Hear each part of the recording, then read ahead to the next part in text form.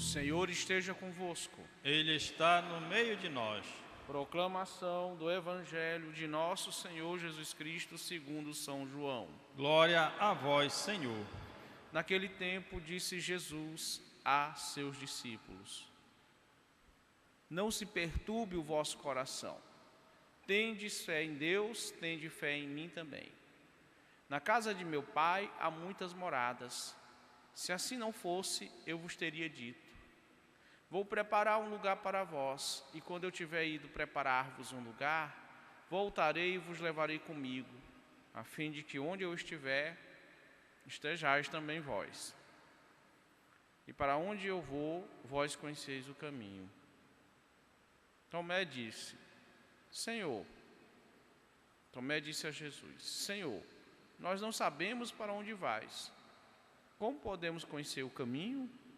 Jesus respondeu: Eu sou o caminho, a verdade e a vida. Ninguém vai ao Pai, senão por mim. Palavra da salvação.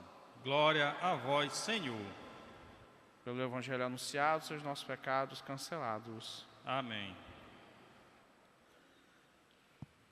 Caríssimos irmãos, caríssimas irmãs, antes de tudo, o nosso boas-vindas a todos e a cada um de vós que estáis hoje aqui na Basílica, Santuário e Paróquia de Nossa Senhora de Nazaré do Desterro. E também a vós que nos acompanhais pela Rede Nazaré de televisão e pela rádio web Basílica de Nazaré. Sejam todos bem-vindos ao Santuário da Rainha da Amazônia, Domus Dei et Porta Coeli, Casa de Deus e Porta do Céu. Caríssimos, estes dias da Páscoa, nós estamos tendo a liturgia da Santa Missa, com primeiras leituras, trechos retirados do livro dos Atos dos Apóstolos. É o livro que descreve os primeiros passos da Igreja após a ressurreição de nosso Senhor Jesus Cristo. Esses dias entre a ressurreição, o domingo da Páscoa e o domingo da Ascensão, quando o Senhor vai preparando os seus discípulos para a missão. E também até o domingo de Pentecostes, quando o Senhor envia o Espírito Santo para que a igreja saia em missão. E vamos acompanhando os passos, principalmente de Pedro e de Paulo, que vão liderar a expansão da igreja para as além fronteiras da Judéia, da Samaria e da Galiléia, indo a todo o Império Romano.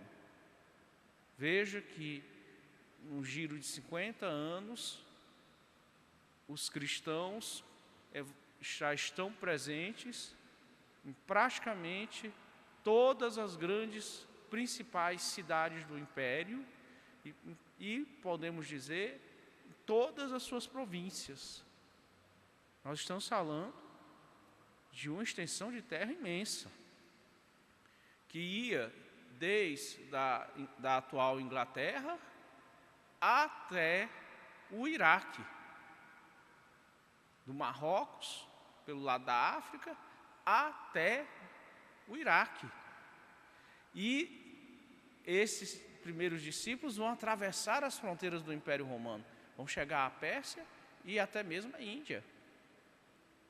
Então veja como o fermento do Evangelho levou a primeira geração apostólica, que em comparação com a nossa, era bem menor. Veja que se juntarmos todos os testemunhos da ressurreição do Senhor, os Atos dos Apóstolos nos relatam que Jesus, ressuscitado, apareceu a mais ou menos 500 pessoas. Então vejam, o Império Romano precisava de quase 30 legiões, ou seja, mais ou menos 500, 600 mil homens para manter a ordem dentro das suas fronteiras.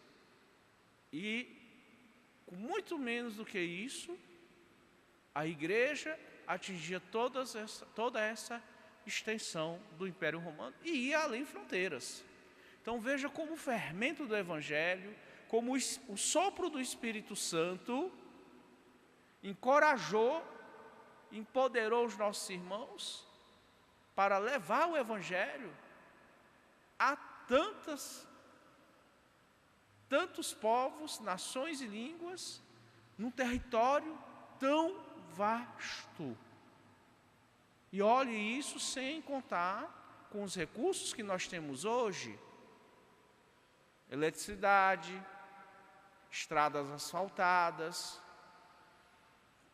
carros, combustível, livro, caneta. Nem caneta existia. E isso é algo que nos questiona. E nós hoje, com tantos e maravilhosos recursos à disposição, o que está faltando para nós evangelizarmos? Porque ainda há povos, pessoas no mundo, localidades inteiras que nunca ouviram falar de nosso Senhor Jesus Cristo.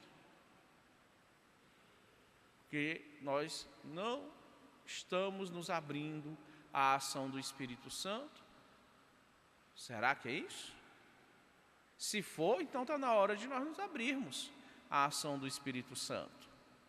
Está na hora de nós deixarmos de sermos discípulos acomodados para nos tornarmos missionários proativos. Para ser missionário proativo, tem que ser discípulo atento, obediente e aderente a nosso Senhor Jesus Cristo. Então vejam que a primeira geração cristã, ela se abriu ao Espírito Santo, aderiu completamente a nosso Senhor Jesus Cristo, e assim, enfrentando todas as dificuldades e obstáculos, a enorme carência tecnológica que eles tinham, frente ao que nós temos hoje, conseguiram, em menos de meio século, toda essa expansão. Fazer-se presentes em todas as províncias do Império Romano e além fronteiras. Veja a força do Evangelho. Jesus vai se dizer para nós hoje a verdade, o caminho e a vida. E Tomé vai questionar Jesus: mas não sabemos para onde vais, como podemos conhecer o caminho? Tomé,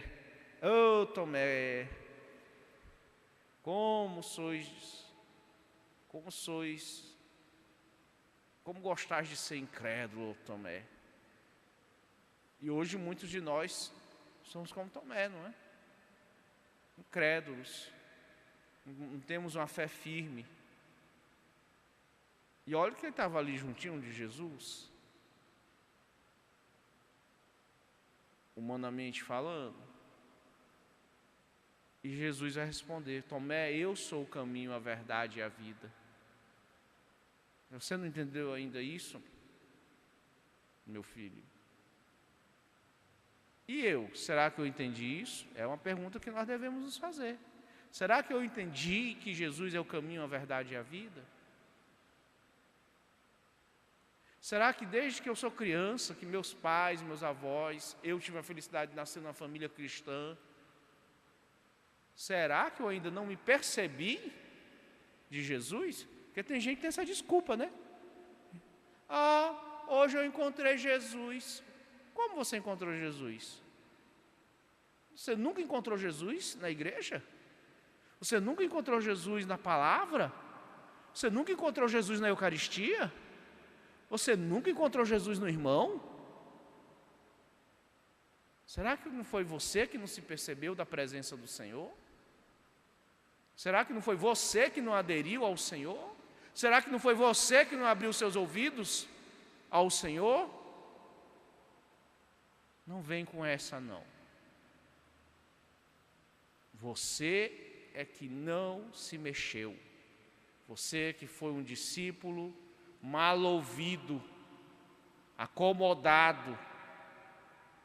Você que foi um discípulo à toa, que não assumiu o Evangelho na sua vida.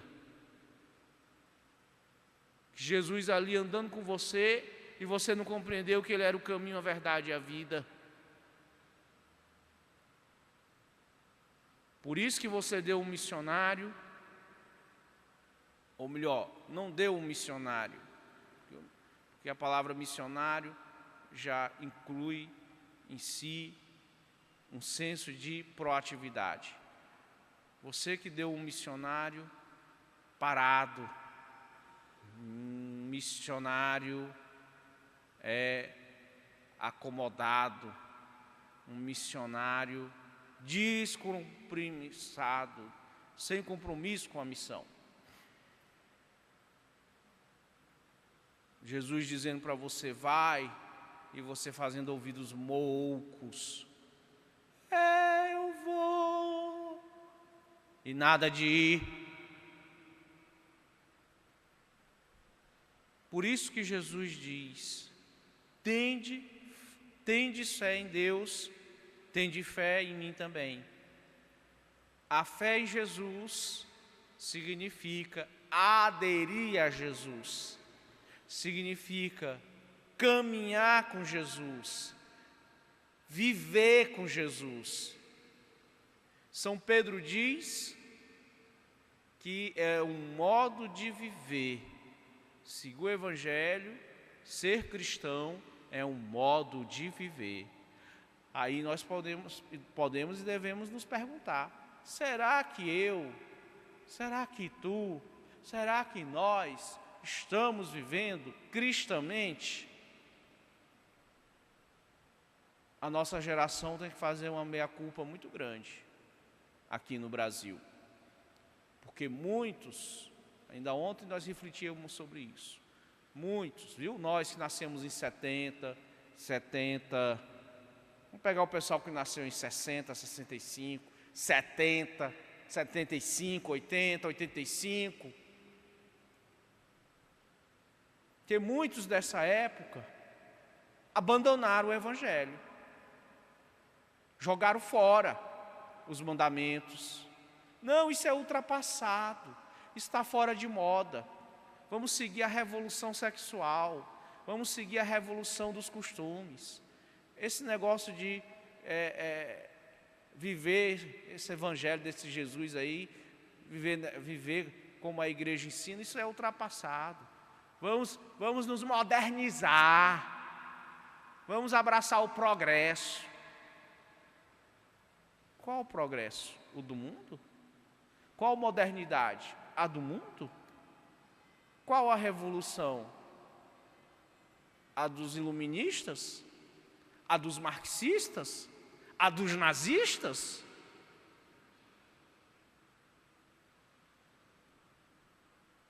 Tudo isso não é cristão. Cadê seguir Jesus? Cadê assumir os valores? E aí nós estamos vendo o que levou esse abandono da fé. Alguns preferiram fazer suas próprias igrejas, seguir o Evangelho à sua moda própria, pregar um Jesus do seu jeito, mas que não é o Cristo, o Jesus Cristo, filho de Maria de Nazaré, filho de Deus, que a igreja sempre anunciou, desde a primeira geração apostólica, desde a primeira geração cristã. E aí nós estamos vendo o resultado, não é? Jesus não disse que era a verdade, eles abraçaram a mentira. Jesus não disse que era o caminho, eles abraçaram o desvio. Jesus não disse que era a vida, eles preferem a morte. É a liberação das drogas, é o aborto, que o aborto não era nenhuma coisa para a gente discutir. Quando alguém falasse, vamos falar sobre o aborto, de jeito nenhum. Assassinato em primeiro grau, pior de tudo, pai, mãe matando filho. Sim, porque se nós nos damos ao direito de matar um filho que ainda está sendo gestado, que já está ali no útero, isso quer dizer que nós também podemos pedir o direito de matar o pai e a mãe, não é? E isso contraria a lei de Deus. Honrarás teu pai e tua mãe e não matarás. Então eles preferem a morte. Agora, cristão, fica a pergunta para ti. E tu? Queres seguir o desvio, a mentira, a morte? Ou queres seguir Jesus Cristo, Filho de Deus e da Virgem Maria de Nazaré, que é o caminho, a verdade e a vida? Louvado seja nosso Senhor Jesus Cristo. Para sempre seja louvado.